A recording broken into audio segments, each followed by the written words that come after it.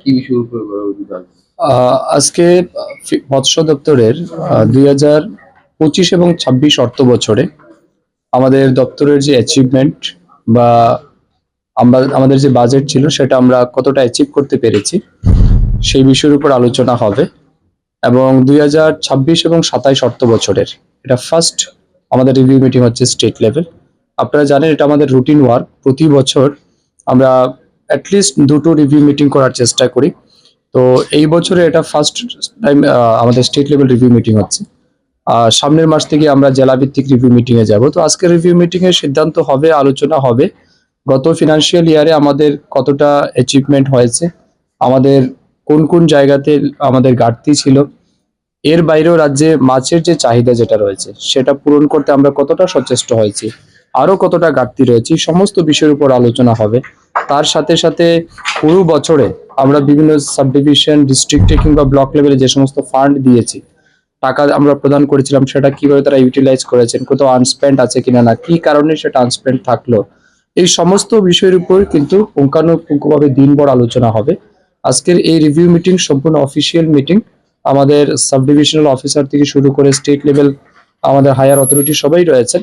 তো আমরা একটা কম্প্রিহেন্সিভ আলোচনা করব এবং আমার বিশ্বাস গত বছরও কিন্তু আমরা মৎস্য দপ্তরে এই বা ত্রিপুরা রাজ্যে আমরা কিন্তু অনেকটাই ভালো কাজ করতে পেরেছি, আমাদের সাফল্য অনেকটাই আছে। কোথাও কোথাও নিশ্চয়ই কিছু না কিছু ঘাটতি থাকবে, সেটাকে আমরা আলোচনা করব এবং কিভাবে আগামী দিন সেটাকে রেকটিফিকেশন করে আরো সামনের দিকে এগিয়ে যাওয়া যায় সেই বিষয়ে সিদ্ধান্ত হবে। এখন কিরকম চাহিদা রয়েছে রাজ্যে? আজকে আমরা আলোচনায় বসলে তারপর এটা দেখতে হবে। তবে এটা ঠিক আমাদের প্রোডাকশন অনেকটা ইনক্রিজড হয়েছে। লাইক গত বছর যেটা, এর আগের বছর যেটা আমাদের ছিল ধরুন 85,000 মেট্রিক টন, সেটা বেড়ে পরবর্তী সময় ছিল 89। বর্তমানে আমাদের এটা 94 উপরে কিন্তু আমাদের প্রোডাকশন হয়েছে।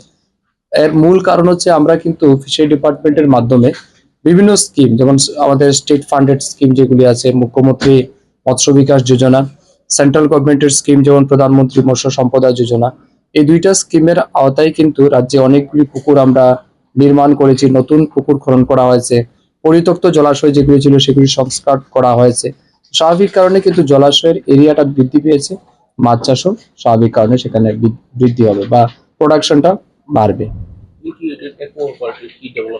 এটা আমাদের টেন্ডার প্রসেস চলছে, আমরা হোপফুলি ধরুন এই মাসের মধ্যে কমপ্লিট করব টেন্ডার, বা ম্যাক্সিমাম টু ম্যাক্সিমাম জুলাই 15 এর মধ্যে কমপ্লিট হবে। কমপ্লিট হওয়ার পর যেহেতু এখন বর্ষাকাল চলছে, আমরা we are expecting from September onwards we'll start the work.